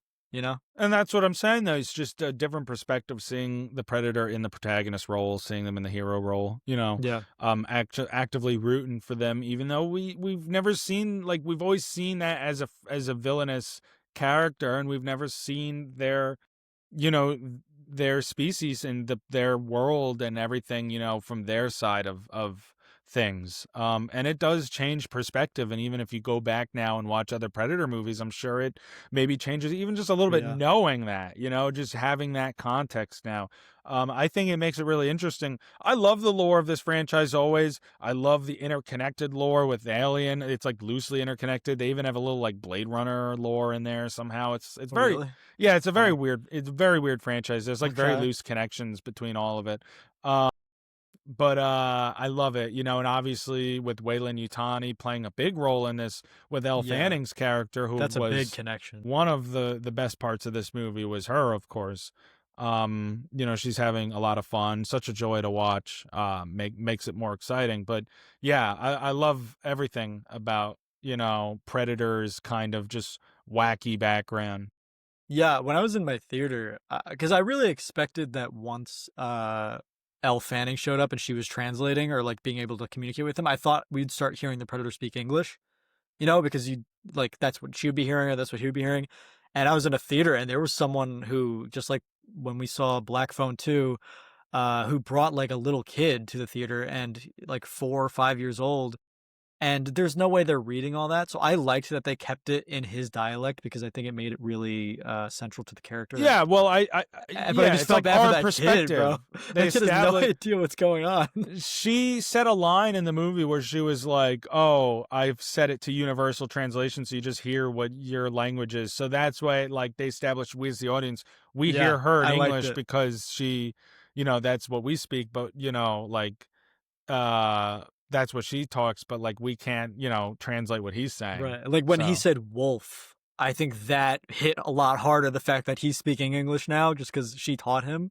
Like I thought that was absolutely. awesome. Absolutely, it made for a cool moment. It was a great story. I enjoyed it. I mean, like, I definitely thought that, like, visually it looked a little weird at times. I mean, not all the time, but at sometimes, like, Yeah. I mean, was the Predator like the main guy, Deck, I think his name was he was that a suit or was that makeup? What was the CGI? Like I don't even know what that I don't was. know. I think It looked it was fine. It looked probably a good. mixture of like CGI and like um body Like cam. practical. Oh, The hell do they call it? what? Mocap? Mocap. Yeah. I think yeah, I thought the predators looked good, but I'm with you on like the other creatures and the CGI for the other stuff kind of looked a little wonky at times, but it's like a fully CGI movie, so I kind of get that you got to sacrifice some stuff to make other stuff look better. But I also do think that I prefer the predators in the villain role. I don't not to say I dislike this. I thought it was a really good unique take, but I think if I had to choose whether the predator is the villain or the hero, I think I'd prefer it as the villain just cuz I like how scary they are. I would probably agree, but I don't know. Then he talks about wanting to do that Predator Nazi movie, and I really want to see that. Like, I Wait, definitely, what? yeah. Apparently, he originally was going to have a film where it would be a predator like hunting Nazis. Get I that want to movie see made that. right now. I want to see that. You know Well, what I because it would be mean? cool to see a predator as the hero against the humans as the villains. Yeah. That's a cool take. Right. And I think that this is I think that's a really fun setting to drop a predator in. Like, I don't know if they'd say former Nazis, but I think it'd be cool to drop the predator right into World War II. Fuck it, That'd be sick, dude. Yeah, because they hunt the what is it? It's not like the strongest, but it's like the most dangerous creature. And the Nazis during World War II were pretty fucking dangerous. Yeah, So I get it. they're the Yacha. Yeah, yeah, the Yacha. That's what their species is, right? Yeah, yeah. So Um, what I also think this movie would have benefited from being rated R. I think when he's cutting up all those androids the whole time, I was thinking like, this just isn't as cool as if he was killing all these people. Like that would have been fucking cool, you know? yeah, no, I mean, I think that's an interesting take, but I think that I would not want it to be people because the whole point was that the movie didn't have any humans in it, and there wasn't a single person. Everything in that movie was like every looking person was like that you Yeah, saw that wouldn't wasn't have an changed anything for me. I don't know.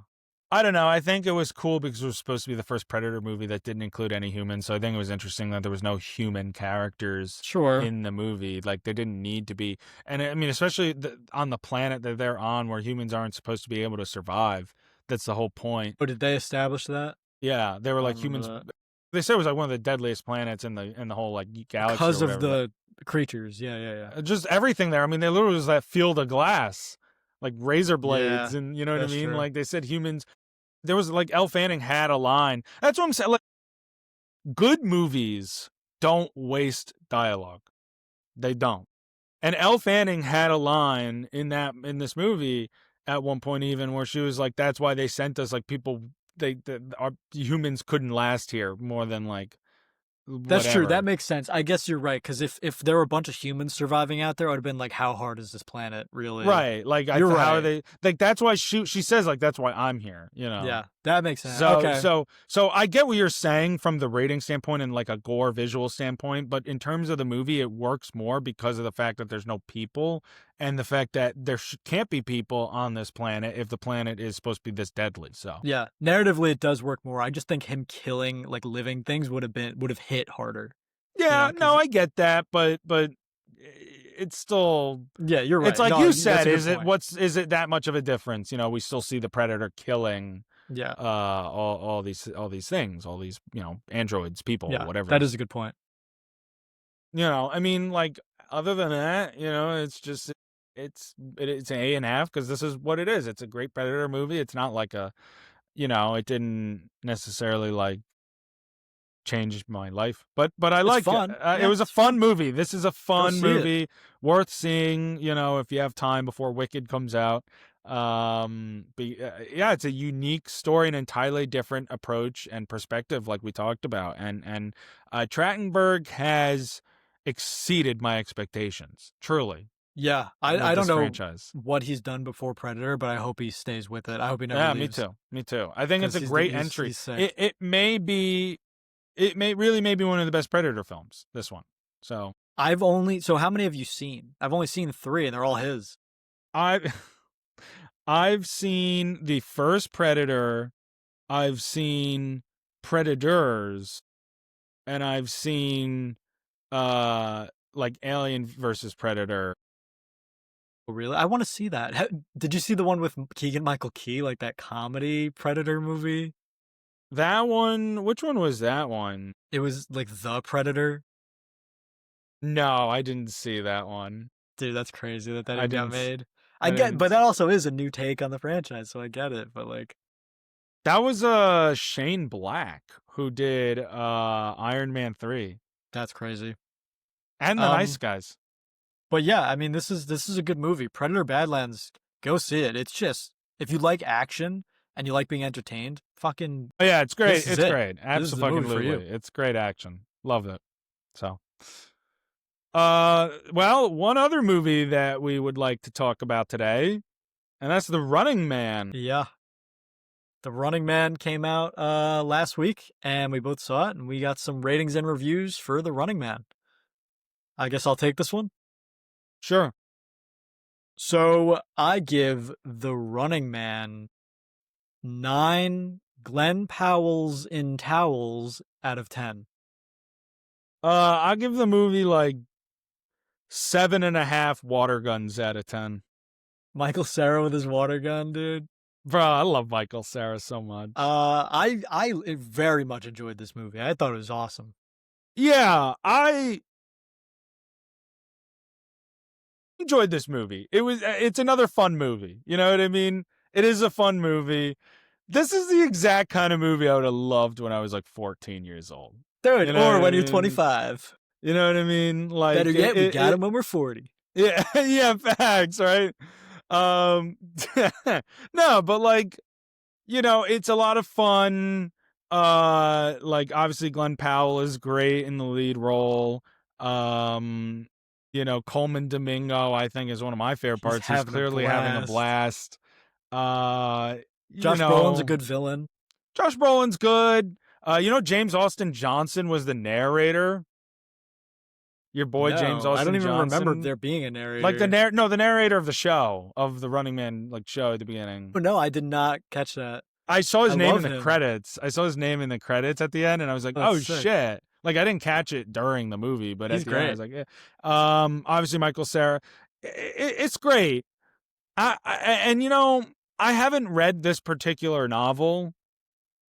In fact, I only had watched the original Arnold Schwarzenegger version before I went to see this one. Yeah, I've never seen that one. And I actually do like this one more. And apparently this is a little closer to the novel. Um, and I enjoyed some of the changes from the original film, just in terms of Ben Richards, how he like gets involved in the game, things like that. It differs a little bit from the Arnold Schwarzenegger take. So, and I preferred it in this one. Um, it just This does not feel like an Edgar Wright movie. But is that a bad thing? I did, yeah, it is. I think Okay. so. All right, you Like, got me. the end. All right. Well, thanks for watching, guys. No, like like Edgar Wright, when you look back at some of his other films, like Baby Driver and Scott Pilgrim, things like that, like if you look at what he's done best, obviously Shaun of the Dead too, it is this like kinetic filmmaking and very wild editing to kind of match these like jump cut action sequences. And though the film is still very fun and thematically relevant, though very obvious and almost unnecessary to make right now, it just felt like that world building and those, like I said, kinetic action sequences through that vibrant filmmaking, almost like it wasn't really there. It felt very mainstream. The writing was kind of awkward to me. I didn't really like how the movie concluded. So it was fun, but it kind of kept halting as it kept going for me. And I was like, Edgar Wright, there were moments where his flair would pop in and it was great, but it just ultimately I was left wanting more of what makes his movie best. Like it didn't really feel like he felt very restrained in the story. It didn't feel like his authentic take on this movie. Like I just felt let down.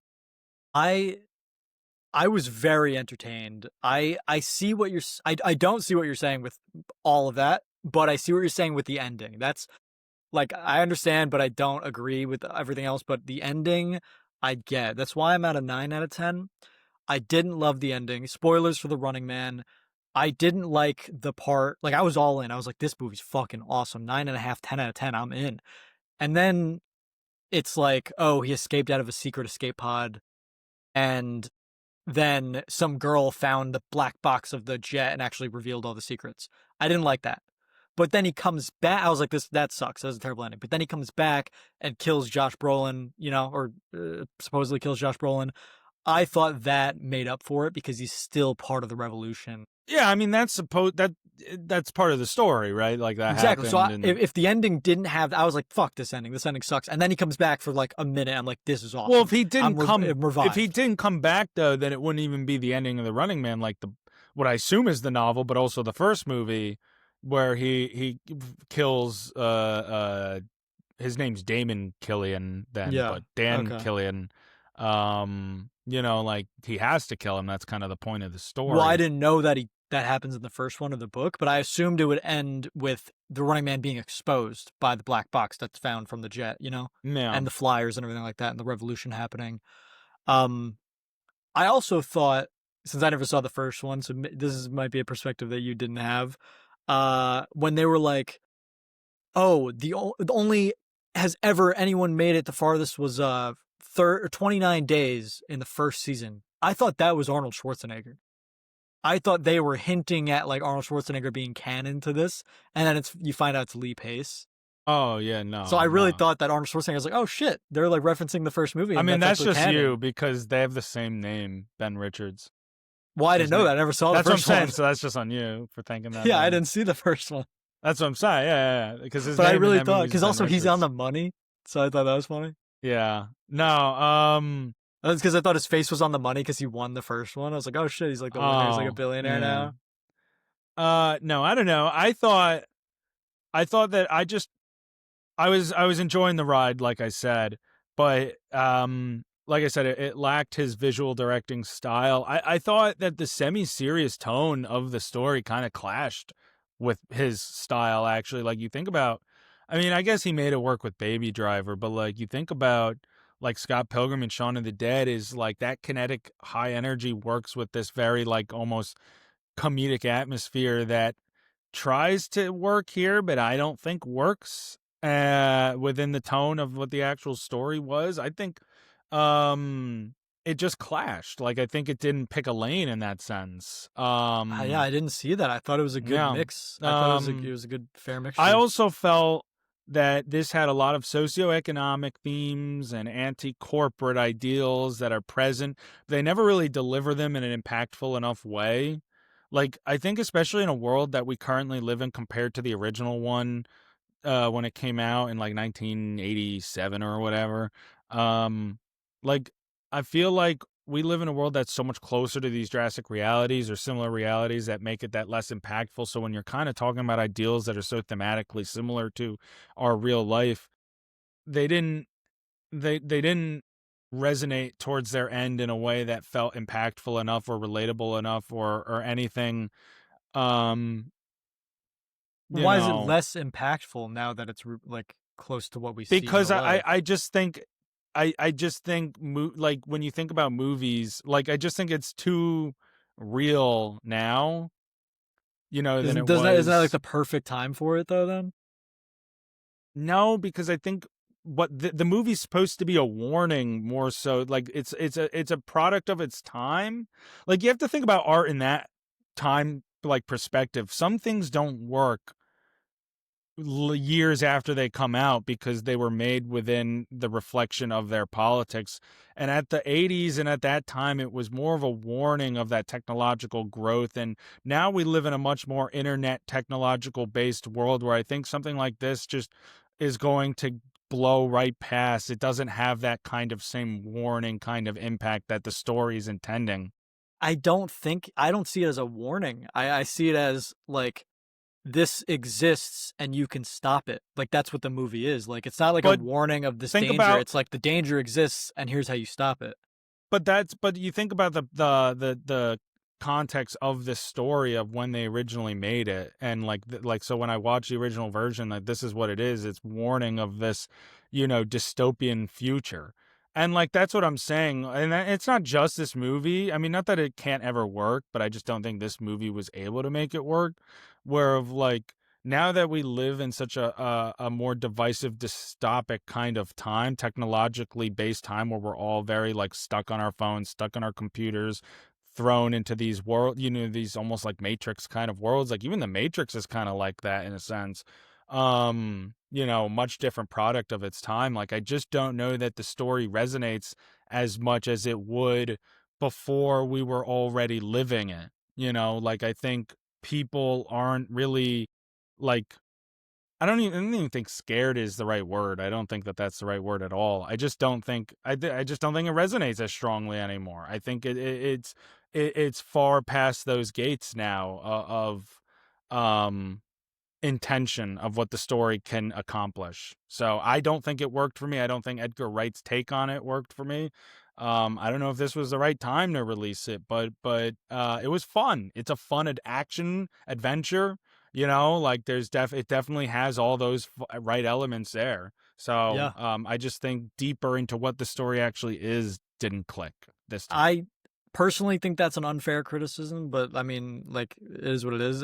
I don't think so. I think it's part of what the story is. It's part of what the whole adaptation of it is. I mean, art is a But reflection of our world, and so there is intent to releasing things and creating them at certain times of people's careers, at certain times of life. And I think that's fair to take that into account. I don't know because I feel like you're saying that anything that was created before current times that involves a dystopian future is automatically not going to be as good as it should be. No, I think that this particular story, what it's trying to say, the whole point of it is more of a warning than other dystopian stories. This particular one, and that's why I'm saying I don't think it works anymore. So does that Um, mean like if I mean they're still making Hunger Games movies, you know, and that's the same. That's very similar to this. Like they're putting a game for right. the Well, rich maybe the people. Running Man could have worked, but again, I think there was a clash in style and that tone. It's supposed to be serious toned and taking that comedic approach when we live in such a I just don't. I just think it was very hacky at times. Yeah, So I'll give you that. I think that's a fair criticism. I don't agree with it, but I think that's fair. But I do think, yeah, if you think that what you're arguing before, I think you have to say the same thing about like the Hunger Games. Like I don't that's a think you. I if you don't. consider that a warning of a dystopian future.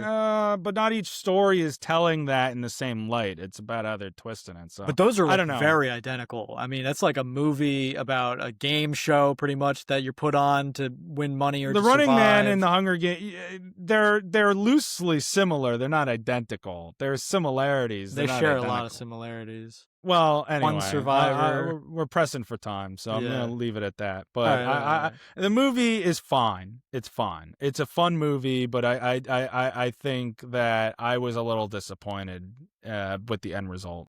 I liked it. I had fun, but that's fair. Um, Go see it for yourself and find out. You know, and Yeah, maybe man. after you see Wicked, I guess. I don't think anyone's seen this movie, Running Man. I think this Do movie's a double going feature. this movie's going to get forgotten. Do a double feature. See Wicked and then go see Running Man right I after. No, it'll be top 5. I think it. I don't know if Wicked is the only big release next weekend. I'm going to assume Running Man is not going to be any better than third best, though. No, you're right. I You mean, Now know, You See Me is obviously going to be better, and um, yeah. No, Zootopia is the year after, but there's also Zootopia. rental. Yeah. It's also like Rental Family, you know. Oh, and So everyone loves Brendan Fraser. I think that's going to do pretty well. right. So we'll see about it, but I think the Running Man will hold up for another week or two. But Yeah. um, anyway, I think you should start us off with our seesaw. me who little Yeah. old me. You big All guy right. over there, big handsome strong guy. Seesaw. All right. Well, now we're just gonna end this episode of something we saw, something we see. I'll start with something I saw recently, which is I finished that miniseries Task on HBO Max, starring Mark Ruffalo and Tom Pelphrey.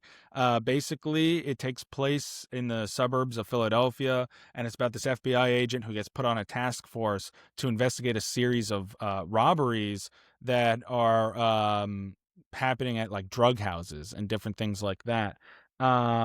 And the robberies are being led by like a family guy, like a family guy, but like a family man, like a Yeah. dad. Was Lois there? Or? Yeah, Lois, Peter, Stewie, Yeah. Meg, Mark Ruffalo plays Peter. yeah, Brian, the whole gang. They were robbing Quagmire, they were robbing Joe. Yeah, Joe was actually on the task force.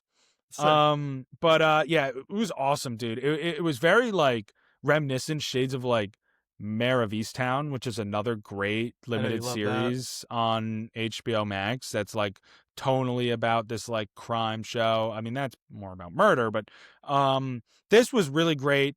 I thought it was like it definitely took me a couple minutes to get into or a couple minutes, like an episode or two. Like the first episode, it was like fun. You know what? Fun. It was interesting.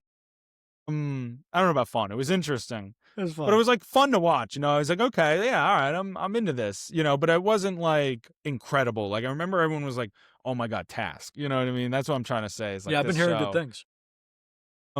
But it starts to pick up, and then it really once it picks, it's like exponential. It's like, whoa, okay, here we go, like a roller coaster. It's very tense.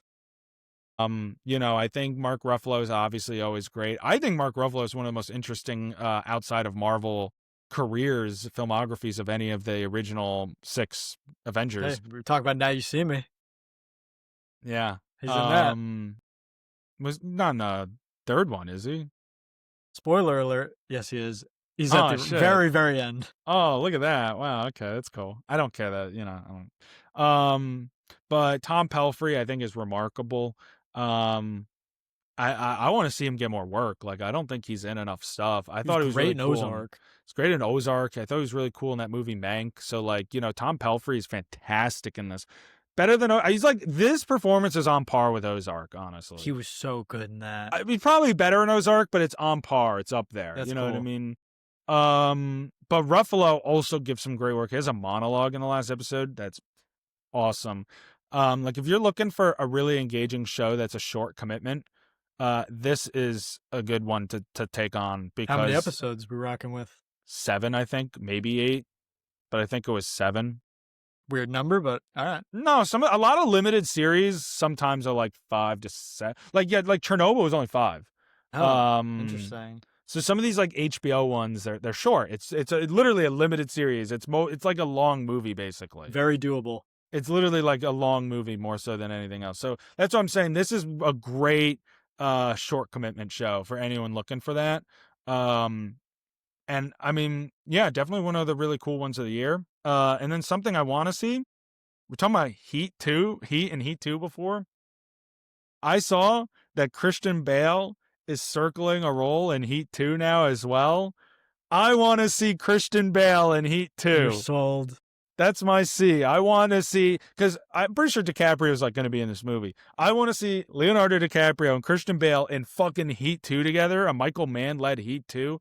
Holy shit, dude. That would be movie of the year automatically. And then if Austin Butler joins the party as well to play a young Val Kilmer, you're jizzing immediately. I'm nutting, dude. Oh, immediately. I'm wet under you're the soaked up. Fucking gotta clean these underwear.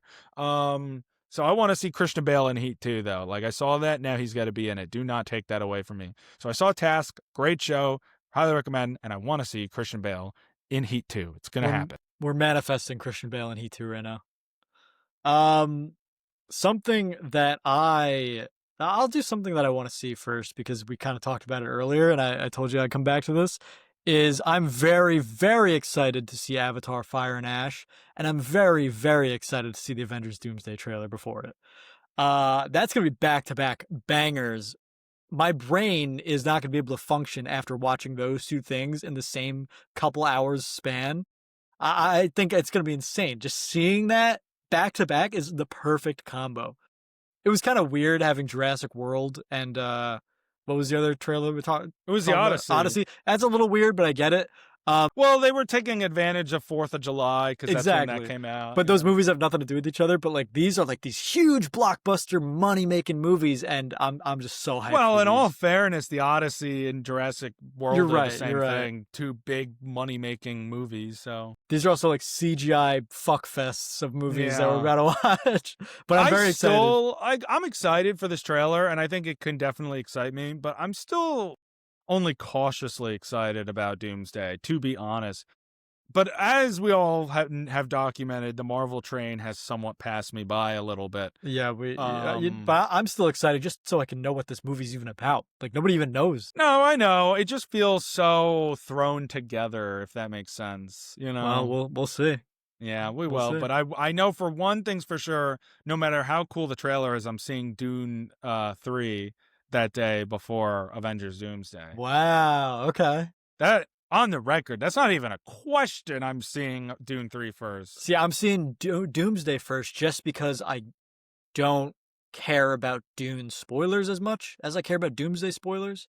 See, I don't give a fuck, really. Whatever. That's fine. That's fine. About Doomsday. And something that I saw that you're going to like, and I'm sure you've seen that I saw it on Letterboxd, is No Country for Old Men.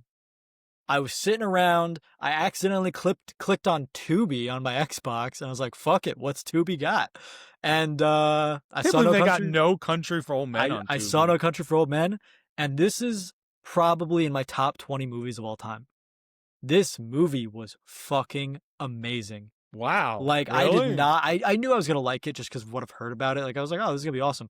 This movie blew my mind away. Like, it blew my fucking dick and balls, too. It was awesome. I mean, Josh Brolin, first of all, I didn't even know he was in this movie. I thought this movie was from like 1980s. Turns out it's from like 2007. I had no idea. I didn't know that this was the one where Javier Bardem is the serial killer. He was amazing. Anton Chigurh, yeah. He was great. Woody Harrelson just shows up, gives a great performance. I was like, oh shit. What a great movie. Tommy Lee Jones, not really in it as much as I thought he was going to be, but he's in it. Great movie. Great. And what's great movie. about that movie, I mean, I could sit here and talk about this one for a long time. I love this movie.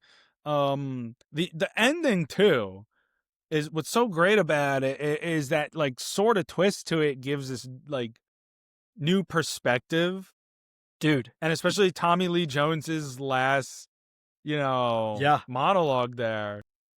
That's the ending pissed me off.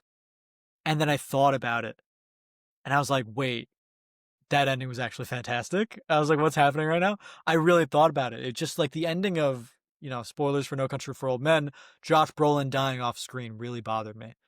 And I was like, oh, we'll get a flashback to how he died at some point in the next like 15 minutes. There's 15 minutes left. They'll show us. And they don't. And that bothered me. And then I got to it and I realized like, this is the reality of evil. This is the reality of the world. Like shit happens to good people and the bad guy just walks away with a broken arm or whatever happened. And Tommy Lee Jones has that great monologue at the end that kind of ties it all together Ed about Tom his Bell, father. like what he learns there, like his takeaway. Yeah, it's really, and that cycle of like abuse is Yeah. just, I mean, it makes for a really tense modern day Western. I mean, it is What a movie, truly dude. one of What a the, film. I mean, I'm so happy that you watched it, and even happier to hear that it is one of your all timers, because this is what I mean. This is what I love is like doing a podcast like this, talking about movies. It opens you up to all kinds of stuff that you never would have said, I'm interested in this before. And like, you never know when a movie may sound like something you're not going to be into, and then you watch it and you realize that this is actually really great. And that's why when someone asks me what is my interest, I guess I have preferences, but at the end of the day, any kind of movie can be one of the best kinds of movies. So Yeah. And I will place some of that, the reason I watched it on the podcast, because I was like, let me watch this. And if I love it, it'll be fun to talk about on the podcast. If I hate it, it might even be more fun to talk about on the podcast. So I was like, fuck it. Either way, fun win for win. who? So I was like, fuck it. Either way, win win. And then I loved it and it was fantastic. Probably in the film Bible too, to be It honest. might be. I hope we land on it next time. I'll watch it again, dude. I don't care. I love Yeah, it. that's one of the Coens' best films. I mean, that, Fargo, and Big Lebowski are my favorites of theirs. Yeah. And I've never seen a Coen film besides Driveway Dolls. And Oh, I think that might be it. I don't know if I've seen another one. that's just an Ethan Coen solo film. I know. But Nah, dude. the other guy has a Coen film that came out recently, right? Joel? Yeah. Does he have a solo one? Or the one's coming out? Well, recently he came out with The Tragedy of Macbeth, I guess. Oh, What else maybe came I out heard that was recently? really good. I mean, like, I can tell you what he did. He had that movie Ballad of Buster Scruggs, but they both did that one, I think. I thought I saw something from him. Maybe I didn't. Well, you're I talking don't. about Honey Don't? Yeah, but Because that that was was Ethan also Coen again, right? Ethan. I guess I haven't seen a Joel Coen movie, but I've seen. This is the first time I'm seeing them work together, which they should start doing again. What the fuck? And then I saw Driveway I mean, Dolls. Fargo is a Joel Coen movie. Raising Arizona is a great Joel Coen movie. Oh Brother, Where Art Thou is a very loved Joel Coen movie. I think it's just a good movie. I think it's like great, but The So Big Lebowski is a Joel Coen movie. I always forget Ethan that's Coen. not both of them. No, that's just Joel Coen. So it really sounds like Joel Coen is the brains behind the operation. But yeah, I mean, I'm sure. I mean, Ethan Coen was a writer on those, so it's not like Ethan Coen didn't write the stories too. So I'm gonna give him that. But as a director, Joel Coen is like the dog, Damn. the big dog. But yeah, that's what I saw, and I loved it. All right, I love it. So that brings us to the end of our episode this week. What an episode that was. We're all caught up.